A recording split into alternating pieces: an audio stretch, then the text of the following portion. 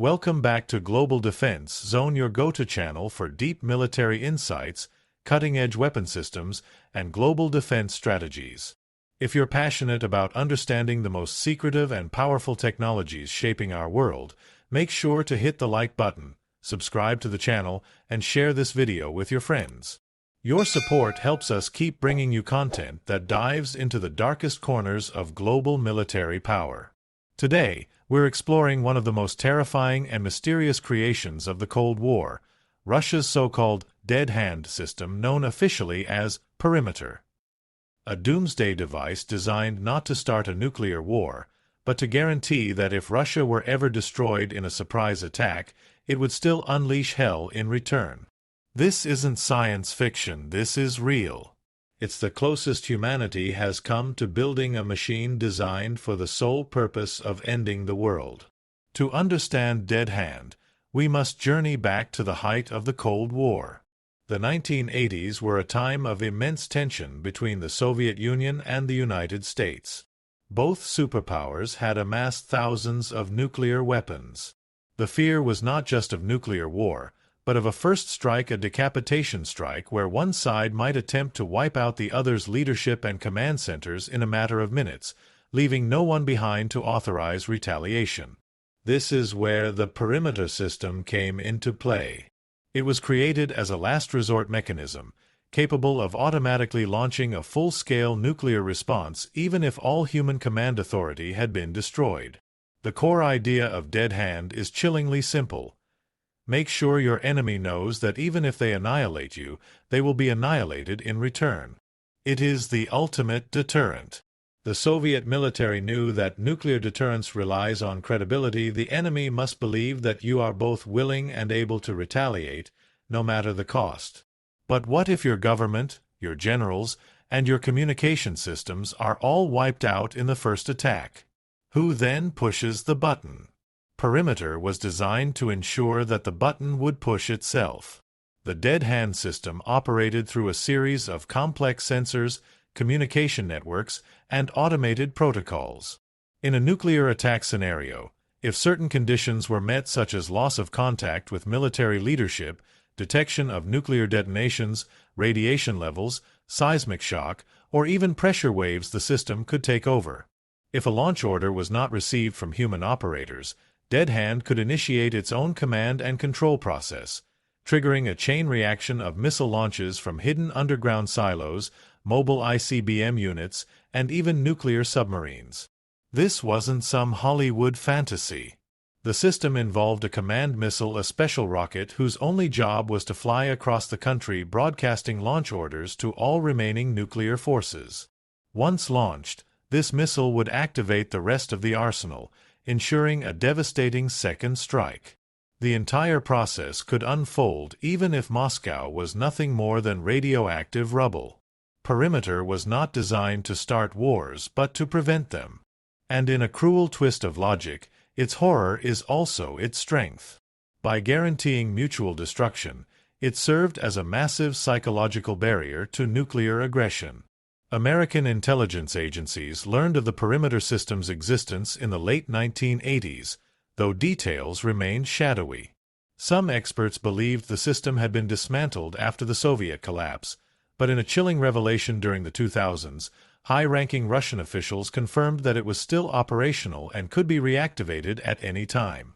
In modern times, with rising tensions between NATO and Russia, concerns about the reactivation or modernization of Dead Hand have resurfaced. As cyber warfare, hypersonic weapons, and anti-satellite systems evolve, so do the vulnerabilities in command and control infrastructure. This is where an automated system like Perimeter becomes relevant again. If Russia fears a decapitation strike using hypersonic missiles or cyber attacks that could sever its nuclear chain of command, the logic of Dead Hand returns to the forefront. What makes Dead Hand especially terrifying in the 21st century is the possibility of false positives. With AI and automated decision-making playing an increasing role in military systems, the risk of accidental activation, even if slim, cannot be ruled out. Imagine a scenario where sensors misinterpret a natural disaster or cyber attack as a nuclear first strike. the system could theoretically launch based on flawed data, leading to a catastrophic chain of events. While military experts argue that Dead Hand includes multiple safeguards to prevent accidental launches, the very existence of such a system means that humanity is still dancing on the edge of extinction. Perimeter represents a shift in military philosophy from human-controlled deterrence to machine-enforced annihilation. It's a reflection of how far nations were and possibly still are willing to go to protect themselves through the logic of total destruction. In some ways, it's the most emotionless weapon ever built. It doesn't get angry. It doesn't hesitate. It simply responds with overwhelming, world-ending force if it senses that all is lost. Unlike the flashy missiles and high-tech aircraft we often see in military parades or promotional footage, Dead Hand operates in silence and secrecy. It has no propaganda value. It doesn't fly or explode on camera. Its power lies in uncertainty, in the knowledge that if you strike first, you may have signed your own death certificate. That ambiguity is what makes it such a potent tool of deterrence. You can't destroy it because you don't know exactly how or where it functions. Even today, decades after its creation, Dead Hand continues to symbolize the grim reality of nuclear strategy. It forces us to ask profound ethical and existential questions. Should machines be trusted with the fate of the world? Should we build systems that guarantee the destruction of civilization, even after the people responsible are dead? The answers remain elusive, but the fact that we even have to ask them shows just how far humanity has gone in the pursuit of security through fear. Russia, like the United States, maintains a triad of nuclear delivery systems: land-based ICBMs, submarine-launched missiles, and long-range bombers. Perimeter is not part of that triad, but it is the ultimate backup, the hidden fourth pillar of Russia's nuclear deterrent. It exists not to dominate the battlefield, but to ensure that no one ever dares to try. It is the embodiment of the phrase, "If we go, we take you with us." As technology evolves and geopolitical tensions fluctuate, the future of Perimeter remains unclear.